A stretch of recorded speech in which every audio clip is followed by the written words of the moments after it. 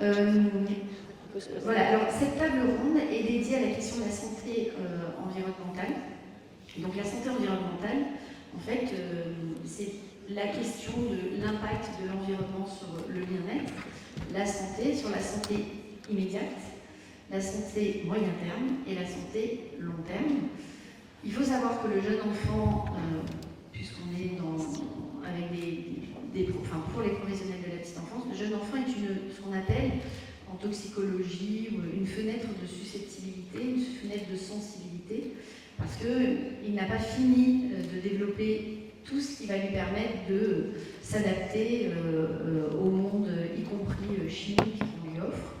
Et donc il a un système immunitaire immature, il a un système respiratoire en développement, donc il est particulièrement sensible, réceptif, et par ailleurs il a des comportements qu'on dit à risque, c'est-à-dire qu'un enfant, on le rappelait tout à l'heure, lèche, suce, tête, se couche dessus, enfin, dire, qui d'entre vous lèche les vitres?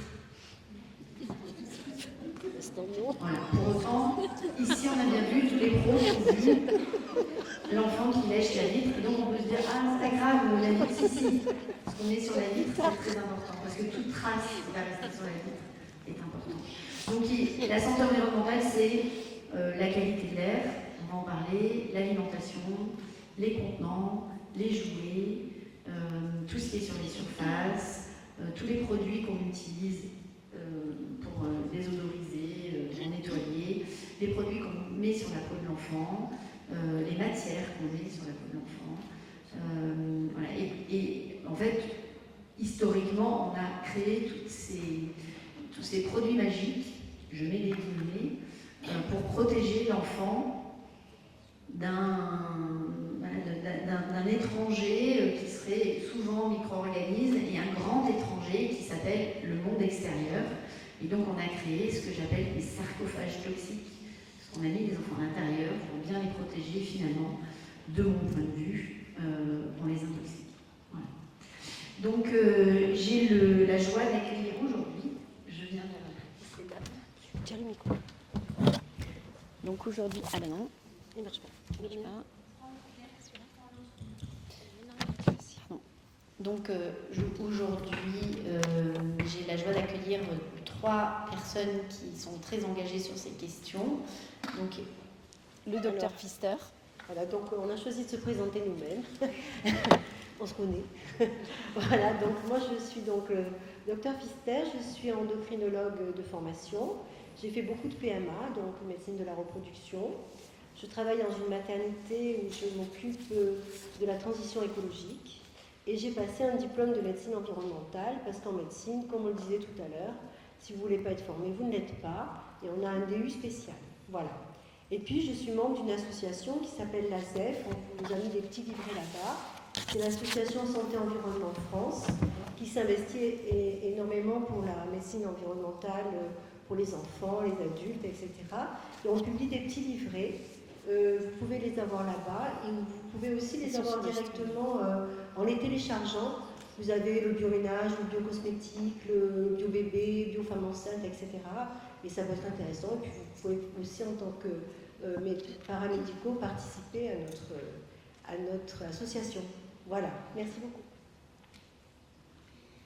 Alors bonjour, moi je suis Karine Jacquet, je suis directrice pédagogique d'une association qui s'appelle la Maison de l'Enfance qui se trouve dans le Var et qui gère plusieurs structures petite enfance, 17 crèches, une micro-crèche et 2 relais petite enfance, avec une sensibilité particulière puisqu'on a rencontré Claire il y a une quinzaine d'années et que c'est grâce à elle qu'on a eu envie de s'engager dans cette belle démarche. Alors, je ne sais pas si marche. Oui. Donc, moi, je suis Aurélie Morisson, je suis éducatrice de jeunes enfants sur le terrain au quotidien pour une crèche de 60 berceaux à Toulon. Donc, on appartient au groupe IGESA. On est dans la démarche de labellisation écolo-crèche avec 5 autres structures sur Toulon. Et on essaye de mettre en place de nouvelles pratiques au quotidien avec notre équipe. Et on se concerte avec les 5 autres structures pour travailler ensemble. Pour changer un peu nos pratiques et notre regard sur ce qu'on propose aux enfants et sur l'environnement surtout dans lequel ils évoluent. Merci beaucoup de votre présence ici. Donc vous l'aurez compris dans ma première introduction, nous mettons les enfants en situation d'agression chimique en permanence et de manque de contact avec le reste du vivant. Une multitude de molécules sont à disposition du monde que nous avons fabriqué au XXIe siècle. Des centaines de milliers de substances en fait circulent en Europe avec des autorisations qui ne sous-entendent pas forcément qu'elles sont inoffensives.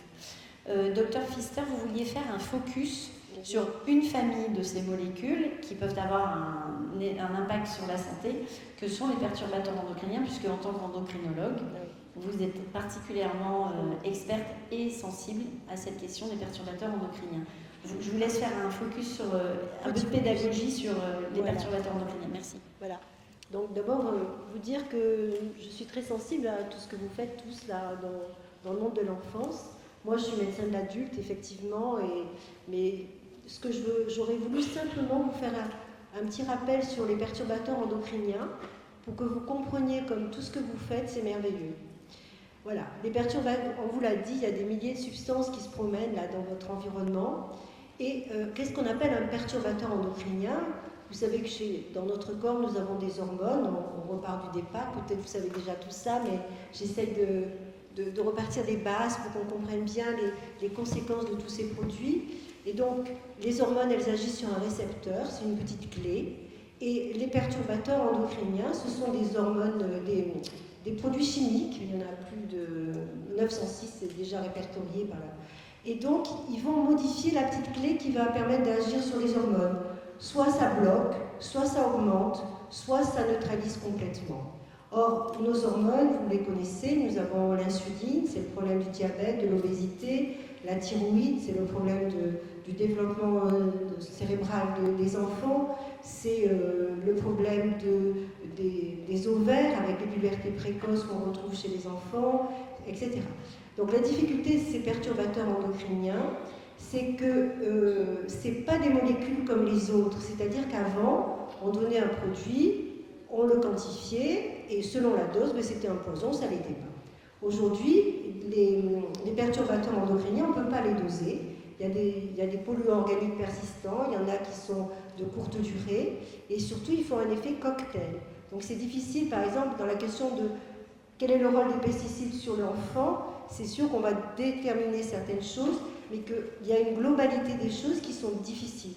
Donc on se rappelle que donc c'est un effet cocktail, et que d'autre part, qu'est-ce que je voulais dire, je ne me souviens plus. Et les voies d'exposition sont multiples, c'est-à-dire que vous pouvez, et c'est la gravité des choses, c'est qu'on les inhale, on respire tous ces produits toxiques que l'on va mettre dans la maison, on le passe sur la peau par les cosmétiques, par les crèmes qu'on va mettre à ses enfants, et on en reparlera, j'espère, parce que c'est très important. Et puis par ce que l'on mange, et effectivement tous les pesticides qu'on retrouve encore dans l'alimentation. Voilà, ça c'était... Et donc, la chose aussi importante que je voulais vous dire, et j'ai fini, c'est ce qu'on appelle la période des 1000 jours, dont vous avez tous entendu parler, puisque vous êtes dans la période dans le monde de la petite enfance. C'est cette période de la préconception jusqu'aux 2 ans de l'enfant, enfin je pense qu'on peut étendre encore loin, où il y a une susceptibilité très importante, puisque c'est la période d'organogénèse, c'est la période où tout se développe, le cerveau fœtal, les ovaires, etc. Et que donc tout ce que vous faites là, de protéger ces petits-enfants, c'est diminuer les risques des maladies, ce qu'on appelle des maladies environnementales, que sont l'obésité, le diabète, les pubertés précoces, l'endométriose future, etc. Donc bravo à vous de vous investir comme ça.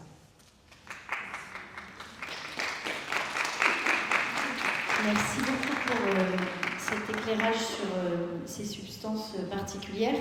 Alors, je vous le disais tout à l'heure, la question de la santé environnementale et de l'impact en fait, de l'environnement sur la santé de l'enfant peut intervenir par beaucoup de médias différents. Donc, un des premiers, c'est l'alimentation, puisque nous avons besoin d'aliments pour grandir, nous développer, l'enfant encore plus. C'était dans le rapport qui vient de sortir du Défenseur des droits, ça a été rappelé, les enfants ont droit à une alimentation de qualité. Et une alimentation de qualité, c'est une alimentation avec le moins d'intrants chimiques toxiques possibles, que peuvent être les pesticides, certains engrais, etc.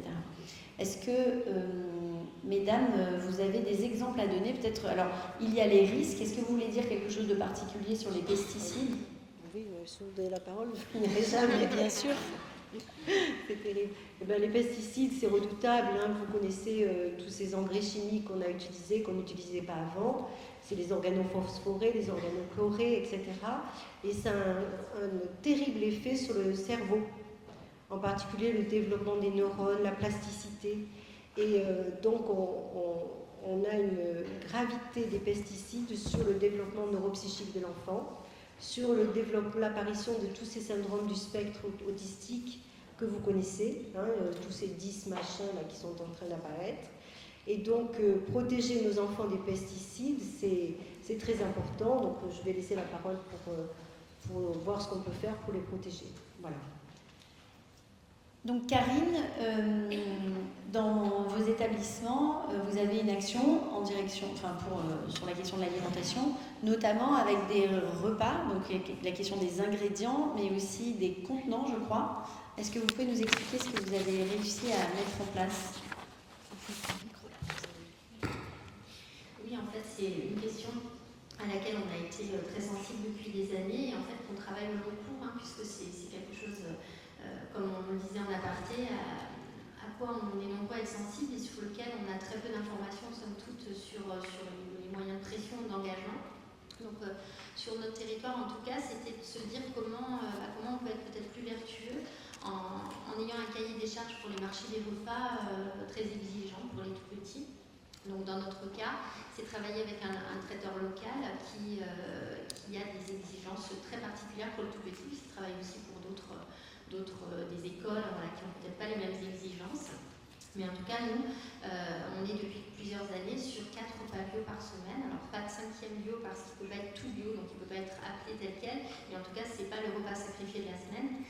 Il y a vraiment une attention très particulière à l'origine des aliments, à la saisonnalité, au circuit court aussi. Notre traiteur s'est engagé aussi au fur et à mesure des années à s'équiper lui-même de contenants qui ne sont plus en plastique, de pouvoir aussi avoir une flotte de véhicules pour le transport des aliments sur l'ensemble du territoire. On est sur des territoires ruraux, donc les crèches sont toutes éloignées les unes des autres.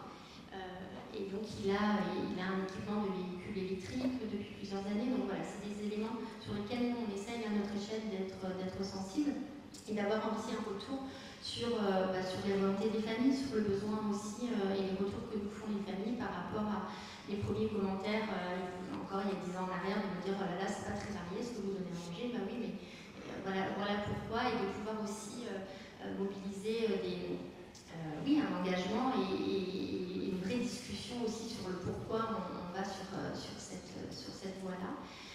Et puis, depuis quelques années aussi, on essaye alors c'était peut-être un peu plus complexe, maintenant c'est bien engagé, mais avec les professionnels, de passer à la vaisselle, à la vraie vaisselle, on appelle ça la vraie vaisselle, des verres en verre, des assiettes en porcelaine, enfin voilà, de manger dans des récipients qui ne sont, même si ce n'étaient pas des récipients de réchauffe, mais en tout cas de pouvoir servir à table la nourriture destinée aux enfants dans la vraie vaisselle, et que toutes ces angoisses de casse, de risque d'accident, on parlait de la sécurité ce matin, et de la surprotection, se sont quand même pas mal envolées. Et en tout cas, nous, on estime qu'à notre échelle, c'est quelque chose qui est facile de faire. Est-ce que ça génère un surcoût, ces 4 repas bio? Alors non, pas particulièrement, puisqu'on joue sur d'autres choses. Le fait que ce soit des produits locaux, qu'on soit plus en circuit court, qu'on respecte aussi certaines choses, font qu'il y a eu une petite augmentation qui est liée aussi au coût de l'alimentation, comme pour tout le monde. Mais le changement n'est pas radical. Sur un coût d'enfant, on avait comparé sur l'école voisine qui proposait des repas à la petite section maternelle et à nos grands crèches. Ça jouait en centimes. Voilà, donc c'est sur un repas qui n'est pas payé pour l'école. Oui. Donc en fait, quand on fait bio et qu'on rajoute circuit court et local, finalement, plus on est vertueux, moins ça coûte cher. Moins ça coûte cher. Et puis Ça, c'est une astuce que vous pouvez retenir. Le bio très transformé, hors saison et loin, ça coûte cher. Ça coûte plus cher. Voilà. Et puis d'être aussi sensible aux quantités. Quelqu'un le disait ce matin, de faire attention aussi et de travailler vraiment ce lien de proximité avec la personne qui fournit les repas, d'adapter vraiment au-delà des quantités requises par rapport aux normes et aux besoins des enfants, de pouvoir aussi avoir un regard bienveillant sur la réalité des déchets qui peuvent être générés, de pouvoir réadapter aussi et d'avoir une vraie discussion et de ne pas avoir à appeler à l'autre bout de la France ou de ne pas avoir d'interlocuteur en face pour pouvoir aussi ajuster ou réadapter des quantités qui seraient jetées plutôt qu'être consommées. Donc de moins jeter et de mettre plus de qualité dans les quantités qui sont proposées, c'est un axe aussi très intéressant. Complètement. Et juste pour préciser sur la nature du coup de la vaisselle, c'est parce que il y a en fait des... Vous vouliez peut-être le... Non, mais c'est justement ça. Bah, allez-y. Non, mais je voulais savoir, souvent on parle de l'alimentation, mais on oublie le contenant. Et c'est très important ce que vous venez de dire, parce que vous devez réduire vos déchets de façon incroyable s'il n'y a plus de produits jetables, de produits plastiques. Voilà. Je ne sais pas si au niveau financier c'est intéressant. Alors, je pense que ça n'a pas été intéressant au niveau financier pour notre traiteur, parce qu'on a inscrit au cahier des charges cette exigence-là sur le dernier marché, parce que rester des contenants, il y a vraiment des contraintes collectives qui sont un petit peu, comme pour plein de choses, un petit peu bancales par rapport à la visée un peu progressiste qu'on veut avoir et la réalité de ce qui est proposé. Donc il y a certains éléments qui ne peuvent pas être transportés dans des bacs en inox, il doit rester, par exemple, je pense à la soupe par exemple, qui est transportée dans des bacs qui étaient forcément plastiques au départ, mais qui sont là dans les plastiques les plus vertueux du moment, on va dire, mais qui restent hermétiques parce que c'est transporté dans des camions qui bougent, il y a plein de choses, on réfléchit, il y a des contraintes réglementaires qui sont handicapantes malgré tout. Je pense à la question du pain qu'on a travaillé, où c'est quand même censé, je disais on est en zone rurale, on a des boulangers qui sont prêts à travailler avec nous. On ne peut pas, dans une certaine mesure, aller chercher le pain, le traiteur ne peut pas se fournir. Nous, on peut y aller avec les enfants à pied, mais le traiteur ne peut pas aller se fournir chez le boulanger, qui ne peut pas se permettre. Il y a encore une exigence d'emballage individuel et de transport dans un camion frigorifique. Il y a des choses quand même on a l'impression de marcher un peu sur la tête, mais on trouve des astuces et on arrive à contourner un peu tout ça. Et il n'y a pas plus de casse dans la vaisselle, il n'y a pas plus... et on a l'impression qu'effectivement, ça concourt aussi au bien-être. Et on parlait ce matin des professionnels et de la fidélisation. En tout cas, je ne sais pas si ça fidélise les professionnels, mais ça donne aussi une ambiance et une qualité de vie tous ensemble qui est plutôt sympathique. Oui, parce que donc je voulais juste préciser que la plupart des contenants habituels, c'est pas habituel, mais qu'on a développés au XXe siècle et qu'on subit encore en matière plastique, parce que incassables, inrayables, presque, etc., en fait, sont riches de produits qui empoisonnent, en fait, qui migrent dans le plastique et qui progressivement infiltrent notre organisme. Je dis notre parce que ça concerne les jeunes enfants, mais aussi nous. Donc en fait, transiter d'un revêtement plastique, d'une assiette en plastique à une assiette en verre ou en faïence, c'est éviter ce type de polluants dans le corps des enfants chaque jour. Essentiellement le biphénol. Alors il y a le bisphénol et puis il y a exactement les phtalates, il y a pas mal de molécules différentes qui peuvent être présentes. Merci beaucoup. Il y a un autre grand sujet dans le monde de la petite enfance, j'en parlais en introduction, ce sont les produits d'entretien. Donc les produits d'entretien, c'est des centaines de sprays, des centaines de pchits par jour qu'on dispense, qu'on diffuse sur les surfaces. Moi, la première fois que je suis rentrée dans une crèche, c'était 5 sprays sur la surface de change, entre chaque change, 4 changes par jour en moyenne, 30 enfants, faites le compte, ça fait énormément de sprays en fait, avec des produits qui peuvent être bactéricides, fongicides, virucides, anti-H1N1, anti-SARS-CoV-2, que sais-je. Et SID, ça veut dire tuer. Donc ce sont des produits qui tuent les bactéries, les virus, les moisissures, mais qui sont des produits qui ont donc une action toxique qui peut être très efficace et qui ont un impact sur notre santé. Est-ce que vous avez quelque chose à nous dire à ce sujet, docteur? Sur les produits ménagers? Oui, les produits ménagers, enfin, les contenants, les matières actives des produits ménagers, est-ce que... Après, il y a des mots, des substances, quand vous voyez écrits sur les étiquettes, c'est comme dans les cosmétiques. Hein. Si vous voyez les finis en on, c'est tout ce qui est dérivé des huiles minérales, des huiles du pétrole. Tout ce qui est émulsifiant, ce sont des produits irritants, toxiques. Donc pour les enfants, n'en parlons pas. Il y a les parabènes qui sont les conservateurs aussi qu'on retrouve. Donc tous ces mots, biphénol, phtalate, parabènes, huile de pétrole, vous avez la chance de les trouver dans vos produits.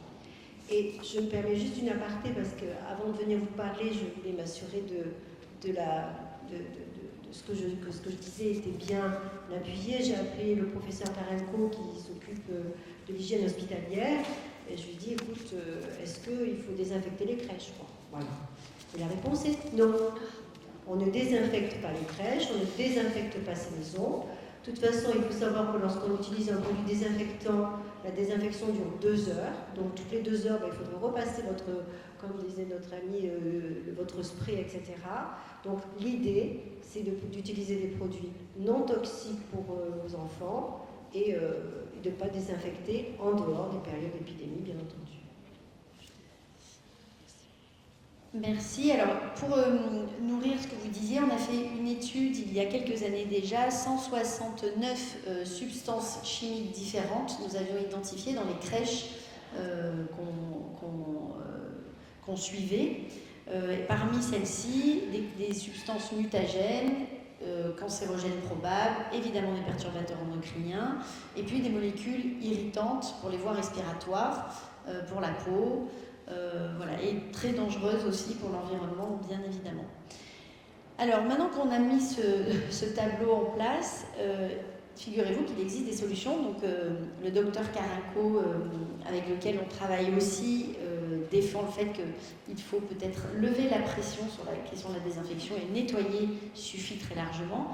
Et vous, Karine et Aurélie, qu'est-ce que vous avez mis en place dans vos établissements? Aurélie? Nous, c'est vrai que en fait, dans notre crèche, on accueille 60 enfants, on a des grands locaux.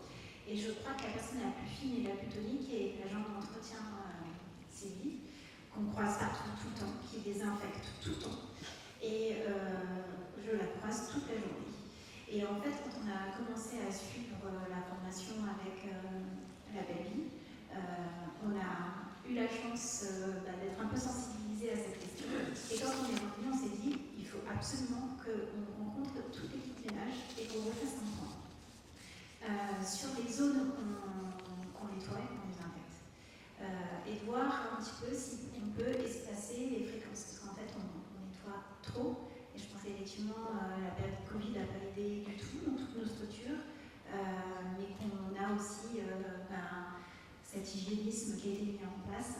Et effectivement, dire qu'on nettoie trop, ça peut paraître absurde pour certaines professionnels qui sont là depuis longtemps.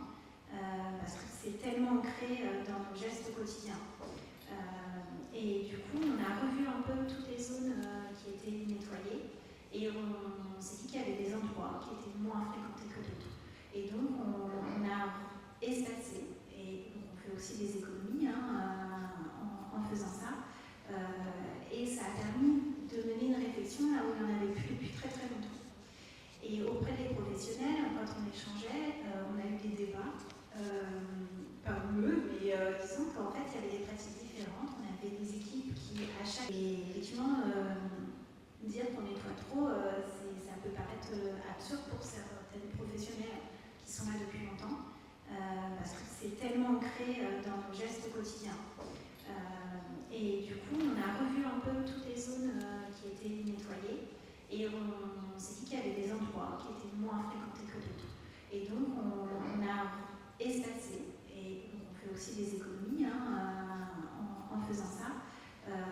Et ça a permis de mener une réflexion là où il n'y en avait plus depuis très très longtemps. Et auprès des professionnels, quand on échangeait, on a eu des débats, pas houleux, mais disons qu'en fait il y avait des pratiques différentes. On avait des équipes qui, à chaque change d'enfant, désinfectaient, alors qu'on utilisait une serviette, et finalement sur le plan de change, il y avait déjà une serviette sous l'enfant. Et donc, est-ce qu'on a besoin de nettoyer entre chaque enfant, de passer un coup de stress systématiquement? Eh bien, certaines disent absolument pas, il y a la serviette, c'est pas nécessaire, moi je le fais que quand il y a des selles, et d'autres disent non, moi je le fais tout le temps, c'est dans le protocole, etc. Et donc, finalement, on s'est dit, mais non, c'est pas nécessaire à chaque change systématiquement. Donc, c'est des petits gestes, en fait, mais on change les enfants toute la journée, donc en fait, ces traits qui sont là tout le temps, quoi. Et dans des espaces en plus parfois petits. Donc il y a la question de l'aération après qui s'est posée, est-ce qu'on aère suffisamment? Voilà, donc la question, je pense qu'au quotidien on se donne la priorité de réunions systématiques avec les équipes et de revoir le projet pédagogique, etc. Et en fait là ça nous a permis de créer du lien de la réflexion avec l'équipe du ménage et de rentrer dans la pédagogie avec elle en fait. Et du coup, elles se sentent de plus en plus appartenir à la crèche et ont le sentiment de s'emparer aussi du projet pédagogique. Donc ça se trouve que c'était une part assez intéressante. Voilà. Et donc aujourd'hui, vous utilisez quel type de... Enfin, vous nettoyez et désinfectez moins, c'est ça? Alors, on désinfecte et on nettoie moins. On fait attention dans les achats au label, même si on a des marchés et que du coup on est contraint un petit peu. Mais on est dans des réflexions, puis on essaye d'être à la recherche ensemble de marques qui sont un peu plus regardantes sur les produits qu'elles mettent dans leurs produits. Donc on est ouvert au changement et on essaye dans certaines structures, donc on a 60 enfants, donc la démarche elle est peut-être un peu plus longue, mais sur le réseau EGESA, on a des micro-crèches qui sont par exemple parties sur de l'argile blanche pour soigner les plaies des enfants.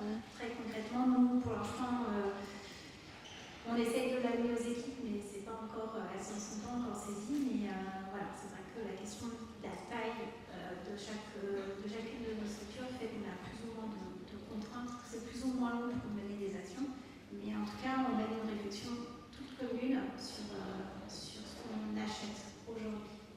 Donc un changement dans la politique d'achat et puis une réflexion sur la fréquence. Déjà, réduire la fréquence, c'est réduire le nombre de produits, enfin la quantité de produits qu'on met dans l'environnement des enfants. Sortir les enfants à l'extérieur. Ah oui, ça c'est sûr.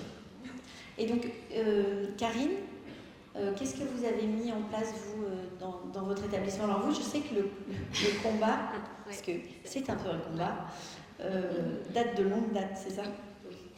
Alors, nous, sur l'ensemble de nos structures, alors on était un peu moins nombreux à l'époque, on était une dizaine de structures, on est 17 aujourd'hui. Ça a commencé il y a une quinzaine d'années parce qu'on a commencé à se sensibiliser à toutes ces questions environnementales d'un peu plus près. Et puis, comme je le disais en préambule, on vous avait invité à une de nos conférences de salariés et on s'est dit, oui, forcément, elle a raison, il faut qu'on y aille. Donc on est parti de petites choses. Voilà, on a été confronté quand même assez massivement au départ à des questionnements, parfois de la résistance, mais en tout cas à beaucoup d'interrogations des professionnels qui, comme vous disiez, avaient peut-être aussi déjà cheminé de longues années dans des représentations de produits qui moussent, qui sentent bon, qui sont un peu propres et qui... Voilà.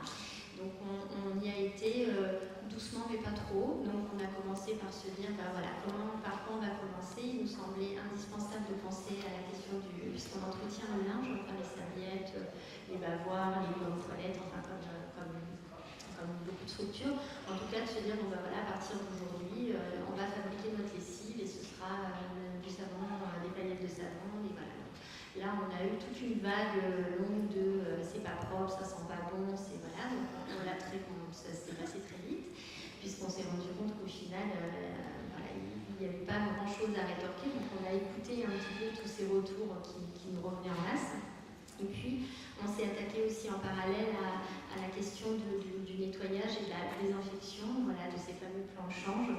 Donc, en passant à des préparations de produits à base de bicarbonate ou vinaigre, voilà. Et puis très rapidement quand même, on est passé aussi au sol. Voilà, il y avait eu un petit peu de réflexion moins rapide par rapport aux produits pour les sols. Et puis on est passé au savon noir, pareil au vinaigre et au bicarbonate selon les types de sols que nous avions. Et puis aujourd'hui, c'est très ancré dans les pratiques de tout le monde. Voilà.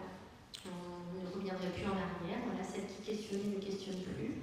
On a eu besoin aussi d'avoir une petite piqûre de rappel sur les perturbateurs. Donc on a pris attache avec l'INSERM, on a travaillé avec un professeur émérite qui est venu faire une conférence où la sensibilisation, en tout cas les professionnels, se sont transposés au niveau personnel. Enfin voilà, d'avoir aussi pu décoder des choses d'un point de vue citoyen et pas uniquement professionnel, de dire ah mais moi aussi, mais pour chez moi, mais moi avec mes enfants.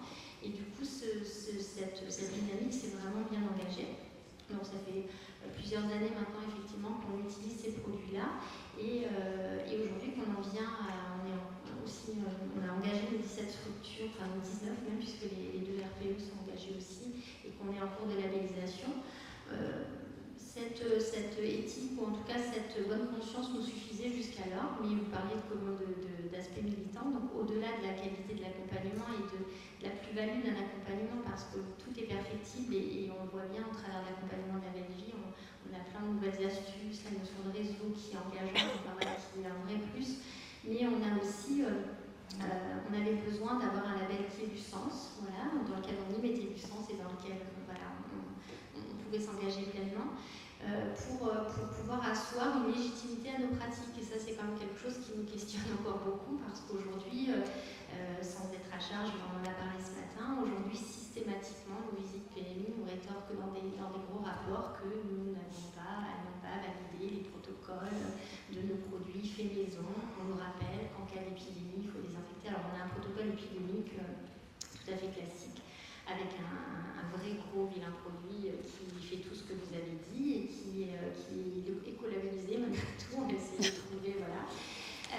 Mais en tout cas, voilà, c'est quelque chose qui nous est renvoyé systématiquement et sur lequel on est encore obligé de montrer patte blanche et on trouve ça hallucinant. Donc, oui, on est engagé, oui, on est militante et on ne s'est pas arrêté de le faire parce que bah, je vous dis, c'est 15 ans de lutte, c'est le mot est peut-être fort, mais en tout cas, moi aujourd'hui, je m'énerve encore régulièrement à lire des rapports où on nous rappelle, où on nous recommande. Alors effectivement, on le disait ce matin, tout ce qui n'est pas interdit est autorisé.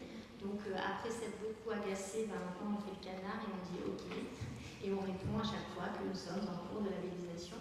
Mais il y a une vraie question sociétale et une vraie question institutionnelle de se dire que sur des instances, alors c'est pas forcément local, parce que j'ai entendu, il me semble qu'au niveau national, au niveau départemental, la question est assez centrale, de se dire que sur des services de PMI, de protection maternelle et infantile, où travaillent des médecins, il y a encore besoin, c'est encore à nous d'expliquer le bien fondé d'une démarche qui nous semble vertueuse.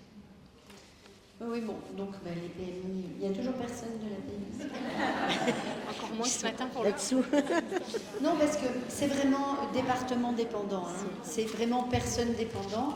Et aujourd'hui, quand même, depuis 20 ans que nous croisons ces organisations, ça a beaucoup évolué.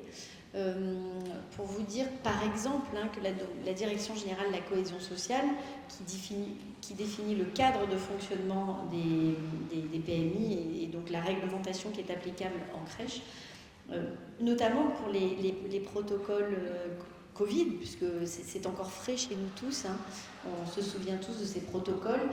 Les premiers protocoles qui sont sortis et qui demandaient à utiliser des virucides dès que vous touchiez quelque chose, on avait, d'ailleurs, le docteur Souvé avait signé avec nous cet appel à la Direction générale de la cohésion sociale. Le docteur Souvé est là, c'est le président de l'association Santé Environnement France, dont fait partie Brigitte Pfister. Et donc on avait fait un appel à la Direction générale de la cohésion sociale pour leur rappeler l'efficacité du savon, par exemple, contre le SARS-CoV-2, donc qui est aussi efficace que les virucides chimiques. Et la vapeur également. Donc les deuxièmes protocoles qui avaient ensuite été envoyés aux EAJE, enfin, aux structures d'accueil de l'enfance et du jeune enfant, tenaient compte de cette option-là. Disaient vous pouvez nettoyer avec du savon. Donc il faut rappeler sans cesse ces choses-là aux institutions et parfois et de plus en plus elles entendent. Donc c'est quand même, je voulais vous donner un peu d'espoir. Il y a beaucoup de progression, mais manifestement vous avez de la ténacité et votre PMI ne vous facilite pas la tâche, ça c'est sûr. Donc voilà. Docteur Pfister, vous vouliez rajouter quelque chose? Je voudrais rajouter que dans les produits qui ne sont pas toxiques et que vous pouvez utiliser, le matériel que vous avez utilisé, les microfibres, sont très importantes parce qu'il y en avait là-bas sur le stand, donc c'est ces microfibres qui par action mécanique vont enlever les bactéries et les salissures. Et donc c'est pour ça que vous pouvez aussi utiliser des produits comme le savon ou l'eau si vous avez des bons supports. Et il y a aussi le laboratoire HTS Bio qui fait ces microbactéries, nous on les utilise à la clinique de l'Étoile maintenant. Ces bactéries se réensemencent et font que vous avez une protection constante. Après, quand il y a les épidémies, évidemment, malheureusement, on doit repartir dans les virucides. Je me trompe ou le docteur Carinco utilisait notamment en milieu hospitalier uniquement de la microfibre et de l'eau? Oui. Voilà, donc sachez aussi qu'il y a une action désinfectante assez efficiente avec uniquement des microfibres et de l'eau. Je crois que même en bloc opératoire, il me semble. Non. Hier, il avait fait une tentative. Il a essayé, mais voilà. c'est pas Alors, pas en bloc. Partout. De toute façon, les crèches ne sont pas des blocs opératoires. C'est tout à fait. Mais en fait, on se dit comme ça, si ça peut être fait en milieu hospitalier, alors en crèche, qu'est-ce qui se passe? Donc évidemment, ça a encore plus de sens. Notre environnement, c'est aussi l'air que nous respirons. Et un jeune enfant respire à volume égal encore plus que nous. Ses poumons se développent, toutes ses bronchioles ne sont pas encore suffisamment matures et donc ses poumons sont en train de se développer tout le temps. Donc à volume, à poids égal, il respire beaucoup plus que nous, il ingère beaucoup plus que nous d'air. Donc l'air que nous respirons est fondamental. Docteur, est-ce que vous avez des éléments à nous donner sur la pollution de l'air? Bon, il y a une réglementation, mais vous avez sans doute... La réglementation, je passerai la parole à Pierre qui les connaît mieux que moi. Mais ce que je peux dire, c'est qu'il y a deux types de pollution de l'air. Il y a la pollution de l'air extérieur, qui est due au trafic routier, qui est due aux usines d'incinération, qui est due à la libération de tout ce qui est de la pollution. Et c'est ce qu'on appelle la pollution de l'air extérieur. Et la pollution de l'air intérieur, elle est très importante, mais en fait, c'est nous qui la faisons, puisque c'est en utilisant des produits toxiques, c'est en utilisant des mauvais produits pour nettoyer, c'est lorsque vous avez des sols plastiques qui libèrent des formaldéhydes, des phtalates, et tout ceci se répercute encore sur la santé de l'enfant. Et donc les problèmes essentiels, c'est les troubles neurologiques. Les phtalates, c'est les troubles de l'attention, et bien sûr les asthmes et les allergies qui prédominent. Voilà.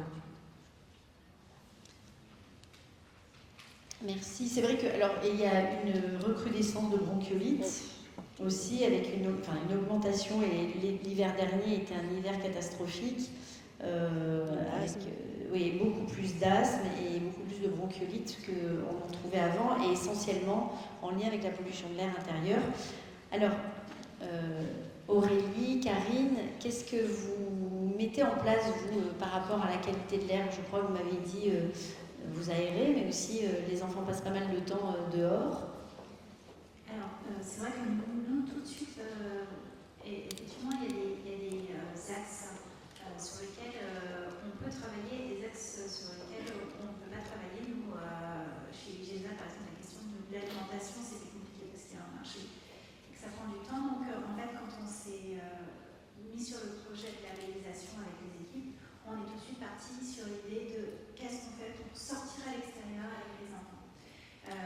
Parce que je pense que déjà, ça faisait c'est très important qu'elles restent dans la crèche, parce que les enfants ils passent beaucoup de temps. On a une crèche qui est attenante à l'hôpital militaire Sainte-Anne sur Toulon, et les enfants sont payés de 6h45 à 20h30. Donc il y a des enfants qui ont d'énormes contrats, qui passent énormément d'heures dans la crèche. Donc la question de l'extérieur elle est évidente pour nous. Les enfants ils passent 2h30, 3h en extérieur chaque jour chez nous. Et on a développé un partenariat très récemment avec une association qui s'appelle le Rucher de l'Université de la Royale. Ce sont des anciens militaires qui ont monté cette association. Ils ont créé des jardins partagés à proximité de notre crèche et ils ont 2 poulaillers. Donc chaque semaine, nous maintenant, les enfants sortent. On va voir ces jardins partagés. Ils ont des parcelles et du coup ils nous laissent la possibilité d'aller cueillir les légumes et les fruits qu'ils cultivent. Il y a des tables de pique-nique, on s'y installe, on fait une petite collation avec les enfants et puis on visite du coup le poulailler, mais il y a aussi le dindon qui est aussi grand que les enfants. Les terriers des lapins qui sont énormes, il y a des oies qui volent au-dessus de nous, enfin c'est vraiment super.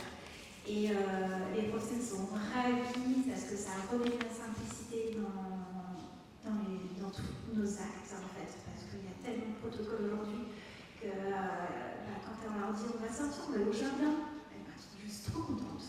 Les équipes elles sont ravies. Et cette spontanéité on la ressent dans les échanges qu'elles ont avec les enfants, parce que pendant ces moments-là, elles retrouvent la joie de partager des choses un peu différentes avec les enfants, qu'elles observent les enfants de manière différente. Et ça, c'est juste génial. Et c'est un vrai échange. L'association, du coup, vient aussi dans notre structure. Il nous apporte aussi des éléments, parce que nous, on a notre propre potager. On a fait appel à une paysagiste dans le cadre d'un appel à projet de la Cave du Var, et qui nous a aidé à ce financement, et on a une paysagiste qui nous a réalisé un jardin sensoriel qu'on peut utiliser toute l'année, puisqu'on avait un potager mais qu'on exploitait qu'une partie de l'année, donc là on a réfléchi ensemble à ce qu'on pouvait y mettre pour en profiter plus longtemps dans l'année, et chaque enfant a son petit arbre, peut avoir son petit arrosoir, sa petite pelle, etc. Juste en face, il y a la tortue Pépita qui est notre mascotte, qui vit dans une petite forêt de bambou. Et donc, avec les éléments qu'on cultive, on va aller nourrir Pépita. Puis, quand on ne peut pas, il y a des familles qui nous aident et qui apportent à manger à Pépita. Puis, on a ajouté des jardinières dans la cour aussi, parce que c'était un sol souple. Donc, du coup, on voulait ramener un petit peu refleurir, reverdir, voilà. Donc, on a installé des jardinières avec des fleurs et on les arrose avec le reste des cours des enfants qu'ils ont tout au long de la journée. Voilà, on trouve des petites astuces comme ça pour se reconnecter avec la nature. Pépita a beaucoup de succès. Le président de l'association Péché Biodiversité avec qui on travaille, des fois il vient et il nous faut une crêpe partie. Donc voilà, avec les châtaignes qu'ils ont récoltées, ils ont fait de la crème au marron, et du coup dans la crème au marron. Donc voilà, on essaie d'agir par des choses simples, des ateliers culinaires, voilà, plein d'éléments comme ça. Donc ça c'est la vie à l'extérieur que vous organisez pour éviter la pollution de l'air intérieur, et vous êtes dans un environnement plutôt favorable. Et alors à l'extérieur, vous m'avez parlé de quelque chose aussi d'assez unique. Il s'agit de toilettes. Voilà, donc des toilettes sèches dans une crèche, c'est assez sympa. Donc ça facilite quand même la vie, ça évite. Voilà. Faut pas les perdre. Ils adorent y aller. On y passe beaucoup de temps, c'est calme. L'été, il fait très chaud. L'hiver, il fait froid. Non, ils adorent ça. On a un petit toilette sèche qui nous font du jardin. Et du coup, ça évite aux équipes de passer leur temps à monter et descendre très complètement jusqu'à la salle de change. Et donc, on a des petits copeaux et les enfants, ils prennent leur petit godet, ils mettent les petits copeaux dedans et ils remplissent le toilette après avoir fait pipi. Voilà. Et donc, ça les sensibilise tout simplement à la nature. Ils sont dans la manipulation, la motricité fine, Oui, puis j'ai trouvé que c'était très pratique justement pour passer le maximum de temps à l'extérieur, c'est pas mal.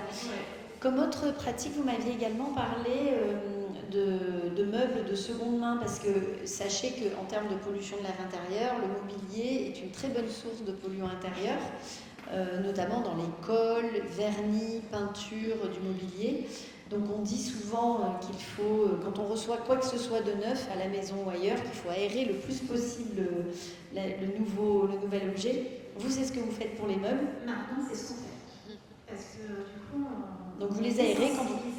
lors des formations, encore une fois. Et du coup, maintenant, quand on achète un meuble, c'est de plus en plus rare. Parce que du coup, maintenant, on travaille en réseau avec Chigesa. Donc, comme on est 5 structures à proximité, en fait, on s'envoie ce dont on n'a plus besoin, on récupère ce dont on a besoin, et on tourne comme ça dans l'immeuble. Et ça fonctionne plutôt bien. Voilà. Ensuite, on a aussi, alors il y a une chose qu'on a mis en place, c'est qu'on essaye de limiter nos achats aussi, tout simplement. Donc, on fait appel aux dons, bien sûr, des parents, ça fonctionne plutôt bien. Ils sont assez investis et assez sensibles à la question de développer des gestes éco-responsables. Voilà. Donc, ces dons, nous, on va les récupérer et on a repensé notre réserve. C'est-à-dire qu'en fait, on s'est aperçu qu'à chaque événement, on disait à nos équipes qu'est-ce que vous voulez faire pour Noël, etc. Puis on faisait la liste des choses qu'on avait à commander, etc. Et en fait, avec ma collègue, on s'est dit qu'en fait, on a tout ça dans la réserve déjà. Donc, elles n'y vont pas dans cette réserve, en fait. Donc, comment on peut faire? Donc, on a tout simplement revu complètement notre réserve, où en fait, il n'y avait plus rien de visible, et on a fait une sorte de magasin. Un magasin hyper chouette, où on a envie d'aller acheter des choses. Donc, on a remis des étagères où tout était visible, tout replacé par couleur, etc. Et on a mis des paniers. Et donc, du coup, les filles, elles descendent à la gamme, elles font leur petit marché, quoi. Donc, elles vont chercher leurs petits aliments, etc. Et on a réservé un emplacement pour faire ce qu'on a appelé la matériothèque. On a une grande partie qui est réservée à que du matériel recyclé. Donc, c'est à la fois les dons des parents qu'on récupère, une boîte de récupération où ils peuvent déposer des camembert, plein de choses que vous connaissez. Et en fait, on va les mettre dans cet espace-là et on va les classer. Donc, il y a tous les éléments naturels, des feuilles mortes, des marrons, des pommes de pin. Et puis, il y a la boîte de camembert, le bouchon de lait, il y a le CD, des boutons, etc. Du tissu, puisqu'on a créé un atelier clandestin dans le vestiaire des hommes qui sert à rien. Et du coup, dans ce vestiaire homme, on a mis une table de couture avec une machine à coudre et on développe des projets. Ils ne sont pas aussi beaux, mais ils sont pas mal quand même. On essaye de développer des petits rayons, de reprendre la couture et donc de valoriser aussi les compétences des professionnels qui savent coudre aussi. Et du coup, avec cette matériothèque, les filles redescendent en réserve et puis du coup, elles nous font des listes de fournitures à commander qui sont plus courtes aussi. Donc c'est bien parce qu'on prouve à nouveau qu'on améliore la santé, on réduit l'impact sur l'environnement, mais aussi on réduit les budgets, quoi. Donc le surcoût lié à tous à la démarche environnementale. Ah, j'ai à ma gauche une information. Oh non, c'est juste pour l'air intérieur, c'est quand même important de nettoyer les VMC, parce que ça on oublie un petit peu. Hein. Et puis aussi, je ne sais pas si vous avez des clims qui sont des vecteurs de pollution et il est important de les faire nettoyer. Aérer. Très bon message. Et oui, beaucoup aéré. La crèche, c'est aussi la crèche et l'accueil du jeune enfant en général, c'est aussi les activités et jeux, bien sûr.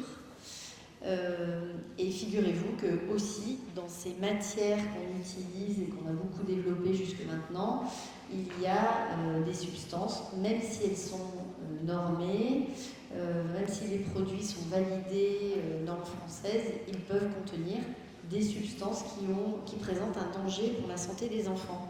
Docteur Pfister, vous pouvez nous dire un peu de quoi il s'agit? Enfin, quel danger encourent les enfants avec les matières qu'on trouve dans les jouets? Alors, on parle de plastique. Ben oui.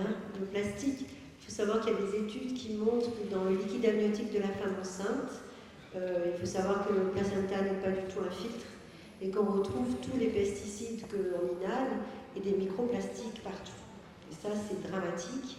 Donc, l'utilisation des plastiques, je pense que dans les perturbateurs endocriniens, le plastique, il a presque le palmarès du meilleur perturbateur. Alors, il y a deux types, il y a les biphénols et les phtalates. Ces biphénols et phtalates ont une action œstrogène-like. Alors, œstrogène-like, ça veut dire que dans la vie future de ces enfants, si on continue à les empoisonner avec nos plastiques, pendant la période d'organogénèse des ovaires, vous savez aujourd'hui qu'on a une recrudescence d'endométriose, d'ovaires polykystiques, d'insuffisance ovarienne prématurée. Tout ça, c'est ce qu'on appelle les maladies environnementales. Hein. On ne peut pas faire 1 + 1 = 2 parce qu'on ne peut pas vraiment doser ces éléments, mais de nombreuses études de cohorte nous le montrent. Et donc ces microplastiques, en étant œstrogène-like, perturbent énormément le développement futur de l'enfant. Et c'est là aussi qu'on a les pubertés précoces, toutes les maladies futures de la fécondité, chez le garçon aussi. Hein. Et donc, pour nous, c'est vraiment des choses qu'il faut absolument éliminer. Et ces microplastiques, on les trouve aussi dans les cosmétiques. On en reparlera tout à l'heure, mais ne pas oublier qu'il y a aussi, malheureusement... Vous pouvez en parler maintenant. Je peux ? Allez-y. Et donc, dans les cosmétiques, vous avez des conservateurs. Et alors, l'industrie chimique est absolument extraordinaire parce que quand vous allez choisir un cosmétique pour votre bébé, et vous allez voir sans parabènes. Je dis, c'est super, voilà. Mais pas du tout, parce qu'ils sont rendus plein d'autres choses à côté. Donc, ce qu'on peut dire aujourd'hui, c'est que dans les cosmétiques pour enfants, et là, si je me permets d'en parler, c'est parce que j'en ai parlé avec la pédiatre Dr Brévaux de l'hôpital Nord qui s'occupe de l'écologie des soins des nourrissons. Donc, plus de produits pour les bébés, c'est de l'eau et du savon. Plus de liniment. Le liniment ne nettoie pas bien et permet simplement une macération au niveau du siège. Ensuite, ce qu'elle recommande, c'est quand il y a des érythèmes fessiers, c'est de prendre parfois un petit peu le lait maternel, qui est un très bon Alors en crèche, ça va être plus compliqué. Oui, c'est peut-être. Oui, il y en a qui font du yaourt. À la maternité. J'ai plus compris des yaourts avec le lait maternel. À la maternité, c'est plus pratique, on a la maman pas loin. Mais voilà. Et donc, il y a des crèmes à base de zinc, mais c'est le minimum, c'est toujours les petits soins, nettoyer, aérer, voilà. Et ne pas laisser les couches trop longtemps. Je vous rappelle que les couches aussi sont des microplastiques et que nos pauvres enfants, ils sont bien entourés de tout ça. Voilà. Ce qui me vient à l'esprit. Voilà, alors juste pour revenir sur les plastiques dont sont faits la plupart des jouets, des jeux et jouets qu'on donne aux enfants tous les jours. Karine, vous avez qu'est-ce que vous mettez en place dans votre établissement pour éviter tout ça? Alors, on essaye de sensibiliser les équipes à leurs achats aussi, donc exactement comme le disait Aurélie, hein, cette grande dynamique d'avoir le plus de récupération possible. En tout cas, ce qui est notable depuis plusieurs années, c'est que les budgets dits pédagogiques n'ont pas diminué, mais ont été orientés différemment. Donc, par rapport à la réutilisation de matériel pour faire des activités pédagogiques, le troc aussi entre les structures. Alors, c'est vrai que on fait un gros réseau à nous tout seuls, donc de pouvoir éviter d'acheter aussi des choses quand il n'est pas nécessaire de les acheter. Et puis cette sensibilisation à qu'est-ce qu'on doit acheter réellement, est-ce qu'on en a réellement besoin, est-ce que ce jouet-là il est nécessaire, est-ce que voilà. Donc là aussi c'est un peu une lutte parce que ces mêmes institutions de tutelle, quand elles nous disent, nous rappellent aussi que les jouets faits maison c'est interdit. Donc il faut aussi passer outre ça et dire que l'on est bien sous surveillance parce que sinon ça fait partie des points d'achoppement réguliers. Mais en tout cas de sensibiliser aussi les équipes à défaut de supprimer tout ce qu'elles ont en plastique, de ne pas réachalander le stock. Aujourd'hui, de vraies bonnes solutions. Les copeaux, ils peuvent les manger, puis ça se pollue. Puis si on a des rats qui dedans, machin, qui ont petit le à la bouche, l'herbe, on ne peut pas. Alors là, il y a l'expérimentation. Si on met des cailloux, de la boue, c'est pas simple. C'est-à-dire qu'il va falloir retourner en arrière, puisque avant tous ces trucs pourris n'existaient pas. Donc on a bien dû vivre sans quand même. Mais pour l'instant, on n'a pas de bonne solution. Je pense aussi qu'au plus on sera nombreuses dans les crèches à ouvrir des marchés pour sortir des zones souples, au plus ça va intéresser les gens qui font du business et au plus on aura de solutions intéressantes.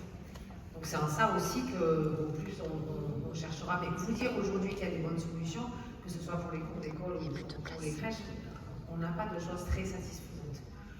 Nous, on va essayer, toujours pareil avec les directrices de crèche et les équipes qui veulent bien s'embarquer là-dedans, de faire des cours en terre, en sable, en prenant le parti pris que les enfants vont s'oublier pour se salir, etc. Une fois que c'est bien expliqué aux parents, on le comprend assez aisément. Mais par exemple, on ne le fera pas sur les sections de bébés. On le fera peut-être au début que sur les sections de grands.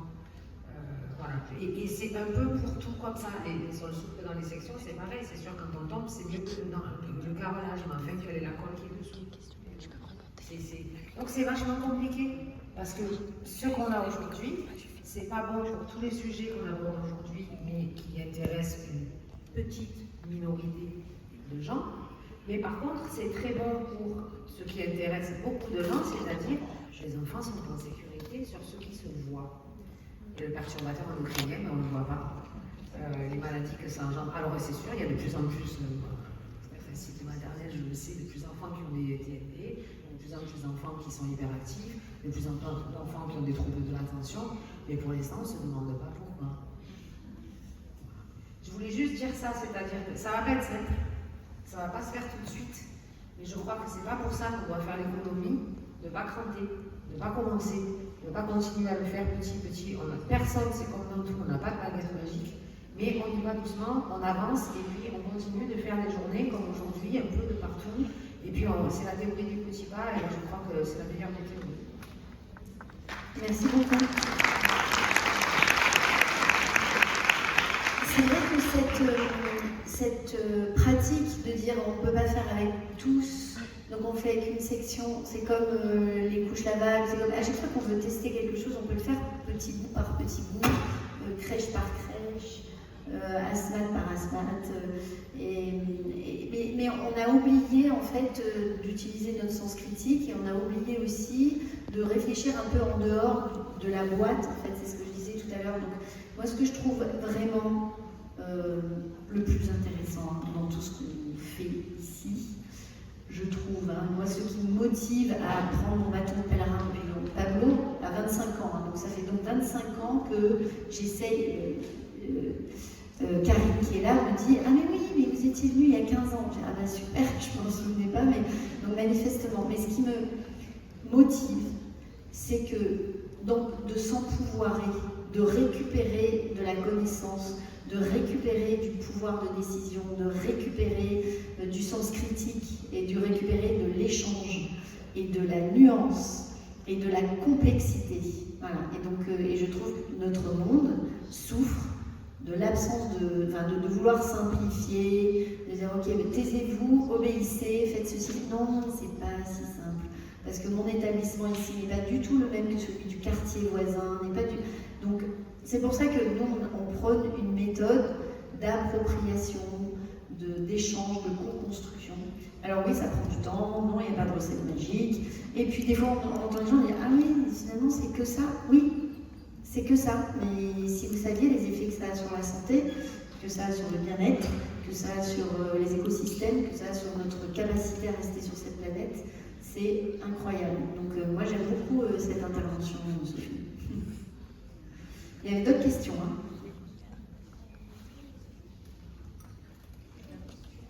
Une question.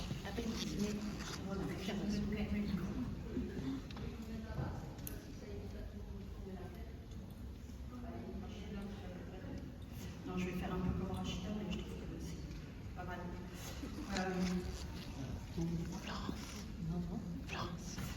En fait, je voulais juste témoigner, parce qu'en fait, je suis d'accord avec tout ce que vous êtes en train de dire, et c'était pour corroborer, en fait, pour illustrer le propos.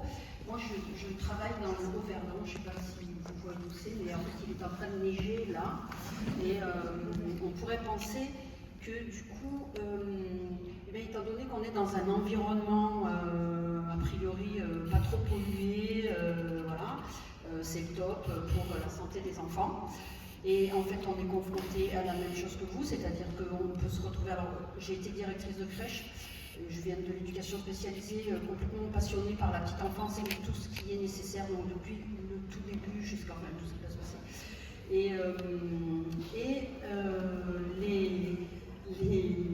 D'abord, c'est difficile d'arriver à trouver des élus et des supérieurs hiérarchiques qui soient OK, c'est-à-dire qu'ils disent OK, tu fais, mais en fait, il faut que tu fasses selon ceci ou cela, et donc il y a des histoires de budget où c'est compliqué. Il faut bosser aussi avec la CAF, et c'est pas toujours évident parce que selon ce qui se passe avec la PSU, ils sont d'accord ou ils sont pas d'accord, parce que s'il n'y a pas eu les bons chiffres, ça ne fait pas.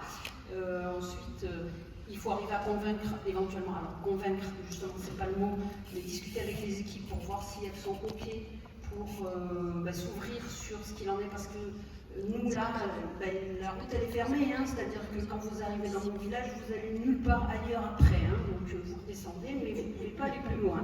Donc ça veut dire aussi que les gens qui travaillent, pour certains c'est ce qui s'est passé, ils ne sont jamais allés très loin, donc, mais ils sont de la vallée, donc il faut faire avec. Et on espère qu'il y ait du monde qui vienne de l'extérieur, et ça c'est très compliqué parce que si vous n'aimez pas la montagne et que vous avez peur de rouler sur la neige, vous avez pas, c'est pas possible. Donc voilà, mais il y a quand même plein de familles qui sont là, sensibles, et qui ont choisi de venir vivre là parce que justement il y a de la pollution partout et que donc du coup pour le bien-être des enfants c'est comme ça qu'il faut faire.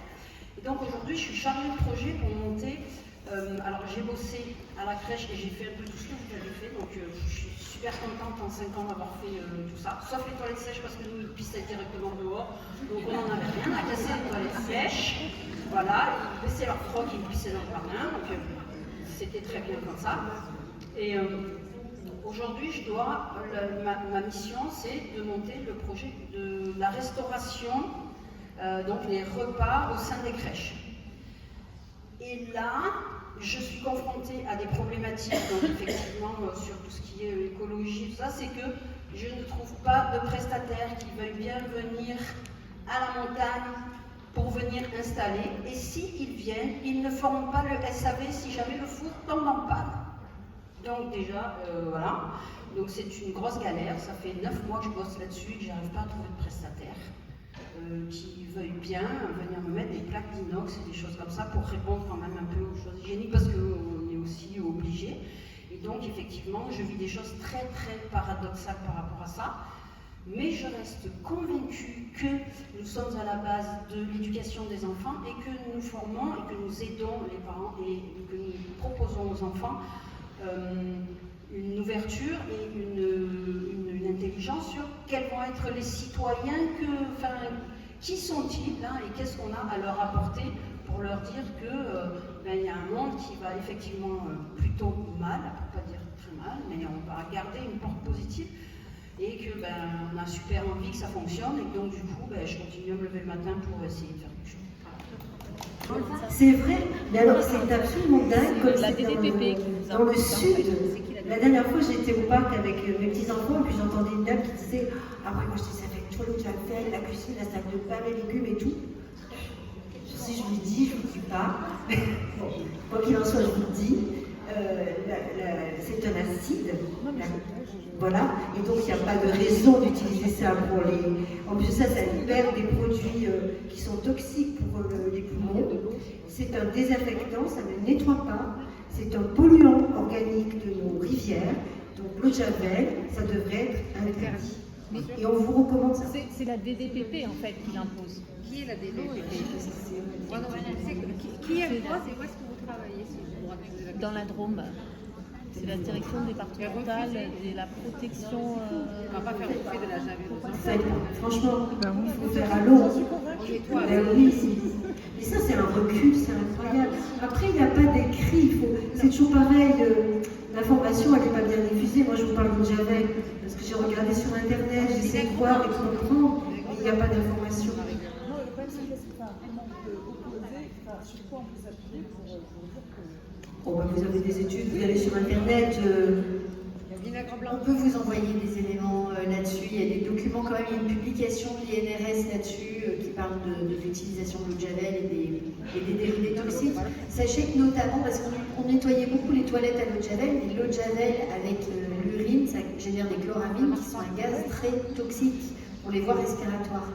Figurez-vous, il y avait une étude sur les bébés nageurs qui montrait que les bébés nageurs, alors on pourrait dire bébé nageur, c'est un bébé sportif, donc plutôt en forme. Non, les bébés nageurs avaient plus d'affections des voies respiratoires que les bébés non nageurs, parce que piscine, eau de javel, urine, un bébé nageur, il fait pipi dans l'eau, et du coup ça dégageait ce fameux gaz, des chloramines, et les enfants avec le nez à la surface de l'eau, eau bien chaude, parce que pour pas qu'il y ait froid, donc évaporation et intoxication, enfin fragilité des bronches. Bon, après, dans les légumes, c'est pas exactement ce qui se passe, mais on pourra vous donner des... Il y a une publication très bien faite de l'INRS sur le javel. Il y a une intervention. Du coup, cette fois-ci, c'est vraiment la dernière.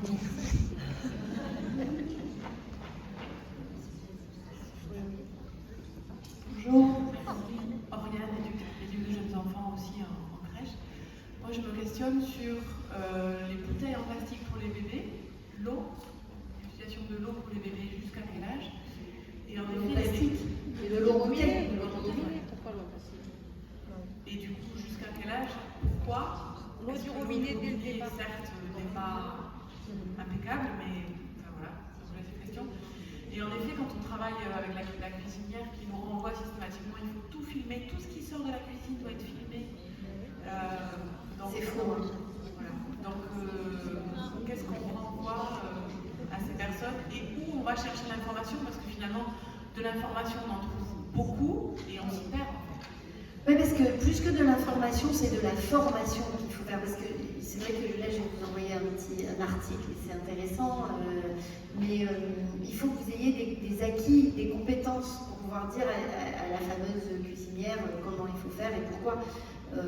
C'est des dérives, hein, la HACCP, comme on demande aux gens d'analyser les risques et de prendre des mesures de réduction de ces risques.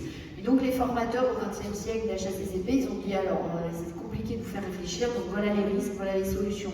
Et dans les solutions, il y avait le dieu plastique. Alors on filme, moi j'ai déjà vu un hachoir qu'on met au lave-vaisselle pour bien le faire monter en température. Du coup il est très propre, il est exempt de micro-organismes. Et après, l'idée c'est de le mettre au frigo pour éviter le développement de bactéries. Pourquoi pas? Mais du coup on le filme avant de le mettre au frigo. Mais alors une petite question, pensez-vous que le film plastique est stérile? Mais surtout pas. Et vous avez déjà vu des usines qui fabriquent du film plastique? C'est dégueulasse, hein. C'est rien sauf hygiénique. Et en plus, alors microbiologiquement c'est sale et d'un point de vue chimique, c'est plein de perturbateurs endocriniens. Donc oui, il faut se former à la HACCP éco-responsable. Hashtag la belle vie. Avec comme ça, et je ne sais pas quoi vous dire après. Hein. Voilà. En fait, c'est la même chose que tout à l'heure. On va y aller petit à petit. Nous, on n'avait que des trucs en plastique, des assiettes. Maintenant, on prend tout en métal. Ce qui fait que ça change, c'est sympa. En plus, ça fait pique-nique des croquettes et tout, la timbale et tout. Moi, j'adore. Pour filmer, après, il y a des choses en tissu. Moi, je vois, c'est ce que j'ai chez moi. Qui se lave en fait, et vous pouvez mettre avec différentes tailles. Il y a des choses en abeille, c'est par miel. Ça, c'est très cher, c'est pas facile à faire. Mais moi, j'ai des petits trucs de tissu avec une élastique, c'est impeccable. On y viendra. L'eau, moi, je vous répondrai l'eau du robinet. Ça fait un moment, parce que j'ai 2 enfants, 21 et 18. La première, elle a été à l'Olympien, la deuxième, le pédiatre, il m'a dit tu prends l'eau du robinet. Donc ça fait quand même 18 ans qu'on peut donner l'eau du robinet aux adolescents. Mais petit, vous en parlez à votre direction, à chaque fois vous pensez, si ça lui fait gagner de l'argent, elle va dire oui. J'insiste sur ce point. Mais, et sans s'affoler, c'est-à-dire sans non plus faire une fixette sur le fait qu'on continue de mettre du film, parce que sinon on va tout... C'est trop de souffrance en fait. Parce que c'est des choses, des évolutions qui vont être lentes. Mais de garder en tête que petit, on peut faire mieux. Je crois que c'est ça qui doit nous animer. Et là, vous avez inspirez-vous des exemples. Il y a beaucoup d'établissements qui n'utilisent plus du tout de bouteilles plastiques, enfin d'eau en bouteille, qui n'utilisent que de l'eau du robinet dans beaucoup de communes. Donc, sauf quand il y a une indication de la part de l'ARS à propos de la qualité de l'eau au robinet, qui arrive ponctuellement dans certaines régions.